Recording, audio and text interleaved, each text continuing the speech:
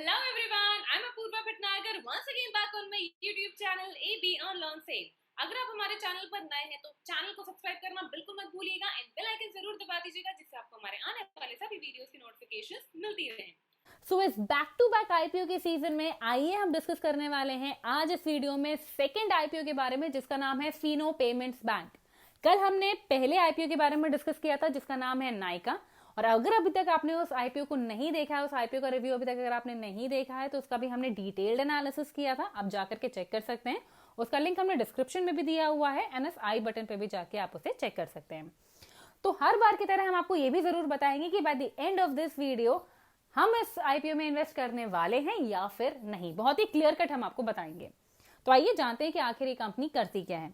तो company incorporate हुई थी 2017 में। ये एक ग्रोइंग फिनटेक कंपनी है जिसकी प्रेजेंस पूरे इंडिया में है। Fino payments bank digital financial products और सर्विसेज ऑफर करती है इंडिया में। अगर इसके हम मेजर प्रोडक्ट्स और सर्विसेज की बात करें तो वो है like opening of CASA, that means current accounts और सेविंग्स अकाउंट। ये डेबिट कार्ड्स भी इशू करती है, उससे रिलेटेड ट्रांजैक्शंस भी ऑफर करते हैं। इसके थ्रू आप विड्रॉ और डिपॉजिट भी कर सकते हैं कैश यूजिंग माइक्रो एटीएम और Aadhaar enabled payment system, that is AEPS.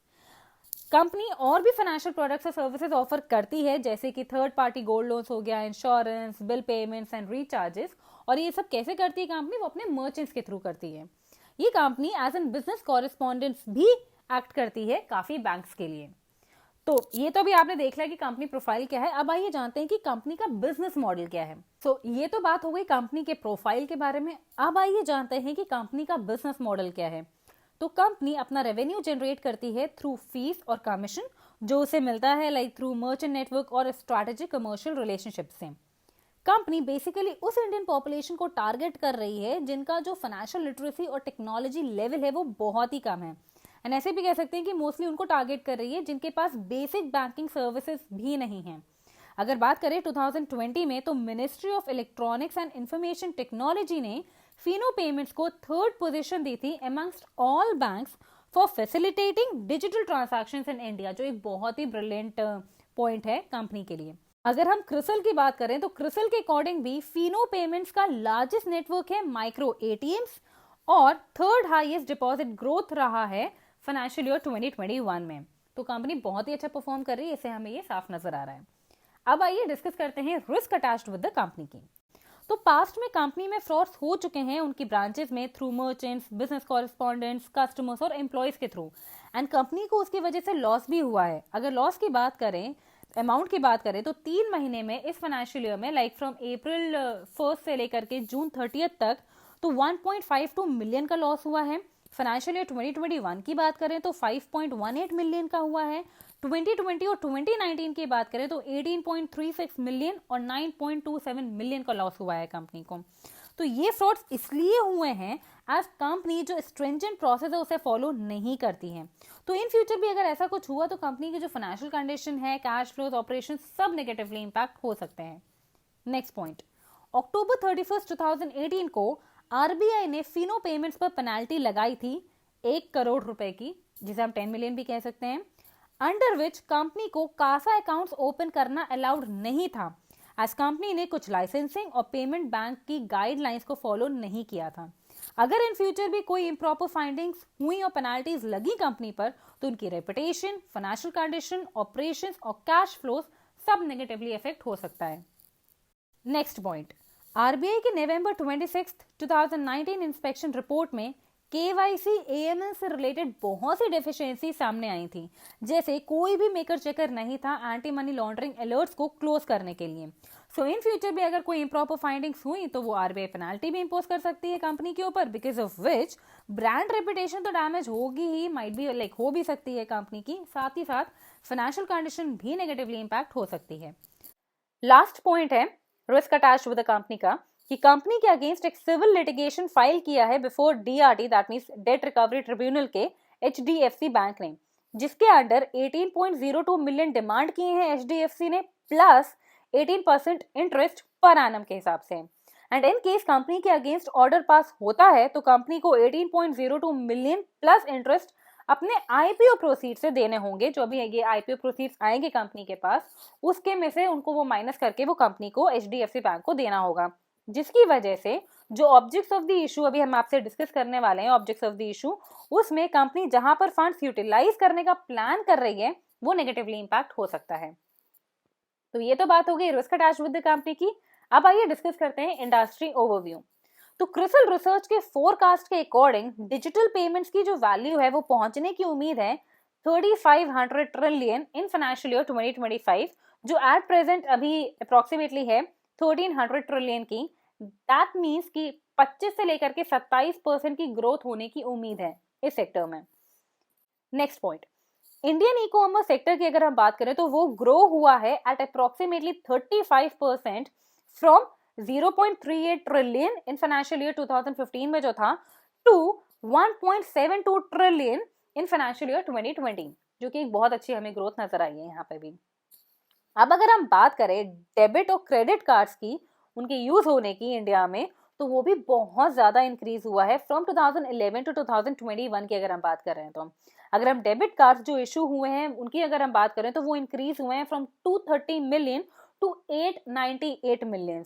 वहीं अगर हम बात करें क्रेडिट कार्ड्स की तो वो भी इंक्रीज हुए हैं, अच्छा खासा नंबर इंक्रीज हुआ है, just more than triple, 20 million से 62 मिलियन तक गया है ये वैल्यू। तो काफी अच्छी हमें ग्रोथ नजर आ रही है इंडस्ट्री ओवरव्यू को देख करके। अब आइए डिस्कस करते हैं ऑब्जेक्ट्स ऑफ द इशू। तो यहाँ कंपनी जो अपने आईपीओ की प्रोसीड्स है उसे यूज करेगी, फर्स्ट तो है कैपिटल बेस्ड रिक्वायरमेंट्स के लिए, एंड सेकंड लाइक अपने नॉर्मल एक्सपेंसेस के लिए, which is like general corporate purposes के लिए। अब आइए डिस्कस करते हैं कंपनी के फाइनेंशियल्स। तो यहाँ आप हमारी स्क्रीन पे जितने भी फिगर्स देख रहे हैं वो सब इन मिलियंस हैं। तो आइए सबसे पहले डिस्कस करते हैं टोटल एसेट्स। तो टोटल एसेट्स अगर हम देखें तो मार्च 2019 से लेकर के मार्च 2021 में इंक्रीज होते हुए हमें नजर आए हैं बाय 3000 मिलियंस। अगर वही हम बात करें जून 2020 से लेकर जून 2021 तक की, तो वो हमें 2000 मिलियन से इंक्रीज होता हुआ नजर आया है। बात करेगा टोटल रेवेन्यू की, तो वो 19 से लेकर के 2019 से लेकर के 2021 में 4000 मिलियन से इंक्रीज होता हुआ नजर आया है। वहीं जून 2020 से लेकर के जून 2021 में 500 मिलियन से इंक्रीज होता हुआ नजर आया है। वहीं अगर हम बात करें earning per share that means EPS की, तो वो हमें इंक्रीज होता हुआ नजर आया है बाय 10.5 रुपीज फ्रॉम मार्च 19 से लेकर के मार्च 21 तक के में। अगर हम बात करें जून 2020 से लेकर जून 2021 तक में, तो वो 0.20 हमें रुपीज इंक्रीज होता हुआ नजर आया है। अगर हम बात करें रिटर्न ऑन नेटवर्थ की दैट मींस RONW की, तो वो हमें 47% से इंक्रीज होता हुआ नजर आया है मार्च 2019 से लेकर के मार्च 2021 में। अगर जून 2020 से लेकर जून 2021 तक की बात करें तो 1% से इंक्रीज होता हुआ नजर आया है। अगर हम बात करें नेट एसेट वैल्यू की दैट मींस NAV की, तो वो हमें 2 पॉइंट से डिक्रीज होता हुआ हमें नजर आया है मार्च 2019 से लेकर के मार्च 2021 तक के बीच में। बात करेगा जून 2020 से लेकर जून 2021 तक में, तो वो हमें 3 पॉइंट से इंक्रीज होता हुआ नजर आया है। बात करेंगे हम EBITDA की, तो वो हमें 1200 मिलियन से इंक्रीज होता हुआ नजर आया है मार्च 2019 से लेकर के मार्च 2021 तक के बीच में। जून 2020 से लेकर जून 2021 तक के बीच में हमें 20 मिलियन से इंक्रीज होता हुआ नजर आया है। प्रॉफिट आफ्टर टैक्स की बात करें तो हमें 800 मिलियन से इंक्रीज होता हुआ नजर आया है फाइनेंशियल ईयर 2019 से लेकर के फाइनेंशियल ईयर 2021 के बीच में। वहीं अगर जून 2020 से जून 2021 की बात करें तो वो 30 मिलियन से इंक्रीज होता हुआ नजर आया, 13 मिलियंस। तो अगर हम ये कंपनी के फाइनेंशियल्स देखें तो हमें ये साफ नजर आ रहा है कि जितने भी पैरामीटर्स है सभी पैरामीटर्स हमें इंक्रीज होते हुए नजर आ रहे हैं, except one parameter which is net asset value, वो भी हमें 2 पॉइंट से डिक्रीज होता हुआ नजर आ रहा है। लेकिन अगर हम जून की बात करें तो वो अगर जून 2020 से लेकर के जून 2021 की बात करें तो हमें इंक्रीज होता हुआ ही नजर आया है। तो ओवरऑल अगर हम देखें तो हमें कंपनी के फाइनेंशियल्स काफी स्ट्रॉन्ग नजर आ रहे हैं।